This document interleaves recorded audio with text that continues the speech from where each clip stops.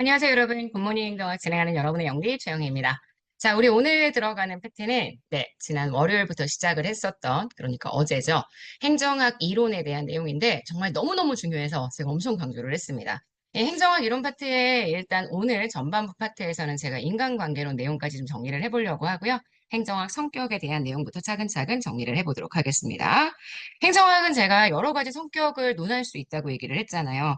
처박성을 강조하는 입장과 과학성을 강조하는 입장 먼저 이야기를 하면서 제가 어떤 부분을 골랐냐면 일단 행정학에서 처방성을 강조하는 행정학은 행정학이 현실의 문제를 해결할 수 있어야 한다. 그래서 행정의 정책 결정 능력을 강조했다. 이렇게 얘기했죠. 그래서 요거를 1번 선지로 골라봤습니다. 가치를 연구하는 규범적 실천적인 행정학이 바로 아트, 처방적인 행정학이라고 얘기를 했고요. 두 번째, 상대적으로 과학적인 행정학이죠. 이렇게 연구하는 행정학자들은 행정을 연구할 때 주로 실증 위주로 연구를 합니다. 실제 경험적으로 습된 증거를 중심으로 얘기하죠.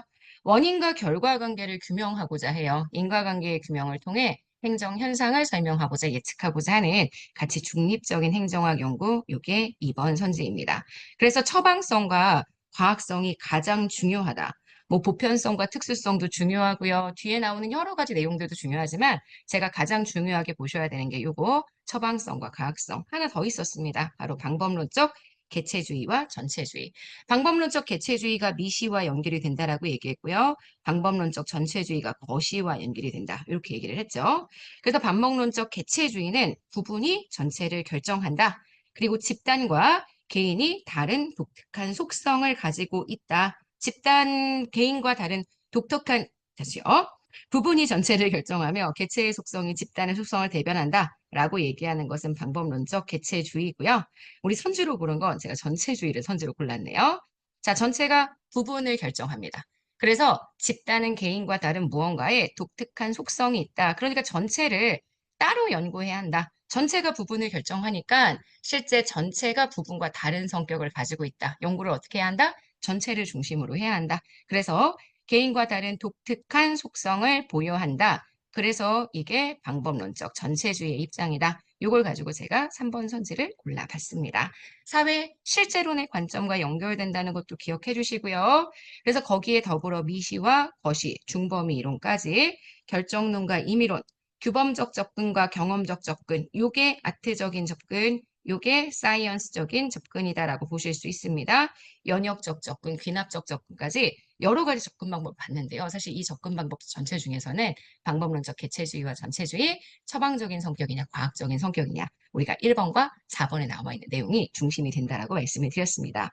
그래서 본격적인 미국 행정학에 대한 연구들을 쭉 했죠. 이 페이지에 유럽 행정학에 대한 내용들이 있지만 제가 이 부분은 사실 그렇게 문제가 출제가 되는 파트가 아니어서 토크에 또 간단하게 썼습니다. 토크 잘 쏠쏠하게 읽고 계시죠? 그래서 이렇게 얘기를 하고 그 다음 페이지 들어가서 미국 행정의 성립과 발달, 미국 행정학의 성립에 대한 이야기하면서 미국은 행정학 발달이 늦었다라고 얘기했습니다. 그러면 행정을 전혀 연구하지 않았느냐? 아닙니다. 정치학을 통해서 연구를 시작했고 정치학과 경영학 어느 쪽의 기법을 더 많이 쓸 것이냐라는 삼각구도에서 나타났습니다. 그래서 정치학과의 관점이 좀 강화되면 정치행정 1원의 관점과 연결이 되게 되고요. 그 다음 경영학과의 관점이 나타나게 되면 정치와 행정은 분리지만 행정이 경영과 비슷하다. 이런 관점에서 연구가 진행된다라고 이야기를 했었습니다. 그래서 지금 보시는 해밀턴, 제퍼슨, 메디슨, 잭슨 지금 여기 미국 행정의 사상적 기초에 대한 이야기들을 제가 쭉 정리를 했고요. 빈칸을 따로 만들지는 않았지만 지금 보시는 연방, 자유, 다원, 민주, 연자, 다민, 해제, 매직, 연자, 다민 근데 이렇게만 얘기하시면 안 되고요. 여기는 사실 지금 여기 있는 단의 내용들을 꼭 정리를 하면서 봐주셔야 합니다. 그러다가 윌슨에 대한 이야기들을 제가 쭉 진행을 했죠. 윌슨 28대 미국 대통령이지만 사실 윌슨이 실제 행정의 전면으로 등장을 했던 건 펜델턴법 시기라고 이야기를 했습니다. 그래서 우드로 윌슨이 진보주의적인 개혁 운동을 펼치죠. 미국의 행정 개혁에 대한 이야기들을 설명하면서 제가 이 윌슨주의에 대한 얘기를 했던 것 같아요. 역관주의가 가지고 있는 폐해 때문에 진보주의적인 사회 운동이 등장을 했고 그때 1883년 관료가 역관주의가 아니라 실적주의를 통해서 임용이 되어야 한다. 이걸 논리적으로 설명했던 법이 바로 펜델턴법. 그래서 우드로 윌슨이 펜들턴법의 수립을 주도했다라고 얘기하는 요거 가지고요. 제가 5번 선지 정리했고요. 지금 위에 있었던 여기 행정학의 초기 흐름에 대한 얘기 가지고 4번 선지를 정리를 했습니다. 그래서 윌슨이 이런 행정의 연구 같은 논문들을 쓴다고 했잖아요. 펜들턴법을 뒷받침하고 싶었습니다. 그래서 행정의 연구라는 논문, 너무너무 중요한 논문이어서 이름을 좀 기억하시라고 이야기했고요. 행정학의 초기 흐름은 정치와 행정을 분리해서 행정만의 독자적인 연구가 필요하다. 이렇게 이야기했던 것 기억하시죠? 그래서 고전기 행정의 가장 중요한 특징이 행정학의 독자성에 대한 내용입니다. 뒤에 지금 보시면은요, 이렇게 고전기 행정학의 특징에 대한 얘기했죠. 윌슨 시기에 등장했었던 고전적 행정학입니다. 이 고전적 행정학은 정말 역관주의의 폐해를 극복하는 걸 너무너무 중요하게 생각을 하고요. 그래서 역관주의의 폐해를 극복해주기 위해서 행정의 독자적인 성격들을 강조했다라고 이야기를 했죠. 그래서 여기 한번 골라봤어요. 정치학과 구분되는 행정학을 정립시키기 위해서요.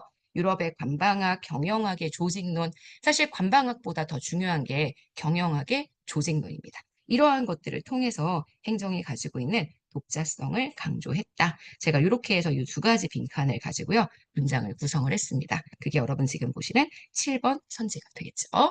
자, 그래서 분노가 가지고 있었던 정치와 행정이라는 논문의 내용에 대한 얘기도 쭉 했고요. 사실 제일 중요한 게 윌슨이었기 때문에 윌슨의 행정의 연구라는 논문에 대한 얘기를 조금 더 구체적으로 얘기를 했어요. 자, 윌슨은 행정의 연구라는 논문을 통해 논문 제목이 너무 중요하다고 했습니다. 부패한 정치, 그죠? 정치가 너무너무 부패했어요. 부패한 정치로부터 행정을 분리시켜서 능률성을 추구해야 한다. 이렇게 정리를 했죠. 자, 그래서 역관주의의 폐해를 극복하기 위한 많은 시도들이 나타났다. 이런 얘기들을 쭉 진행을 하고요.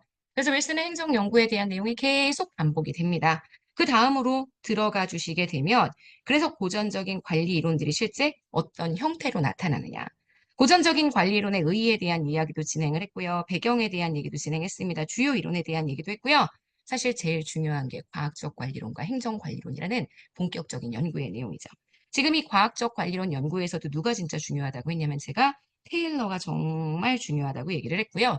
테일러는 다른 것보다 동작과 시간이라는 두 가지에 대한 연구들을 진행을 합니다. 그래서 이 연구들에서 과학적인 분석을 통해 합리적으로 노동자들의 노동량을 측정하고요. 그 다음 이걸 표준화시켰다. 제가 이렇게 빈칸들을 좀 세워봤습니다.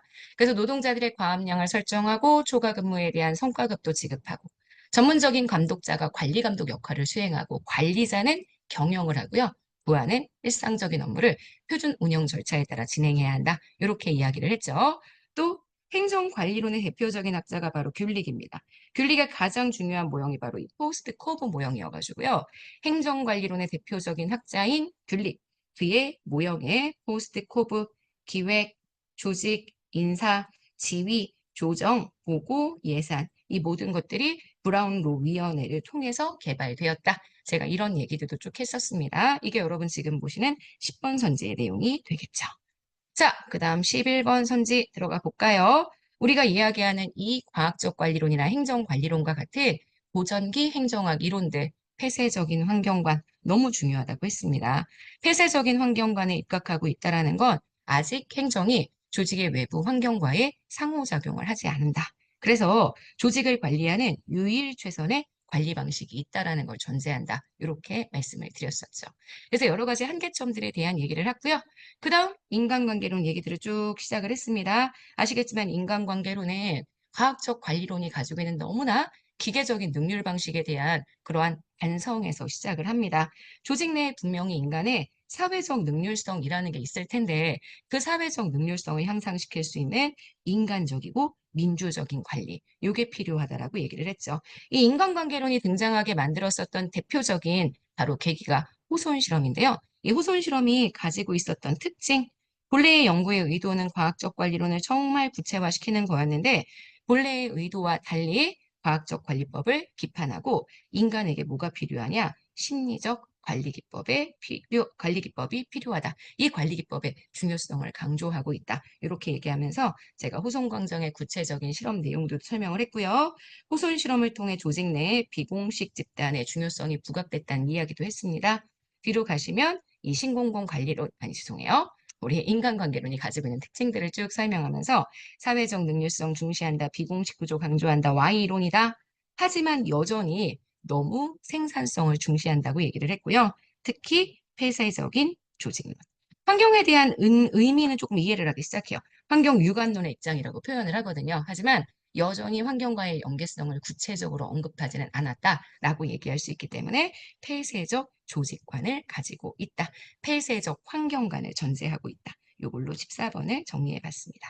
여러분 지금 보시는 여기 토크에서도 제가 그런 내용들을 설명해 놓고 있으니까 다시 한번 읽어보시면 좋을 것 같아요.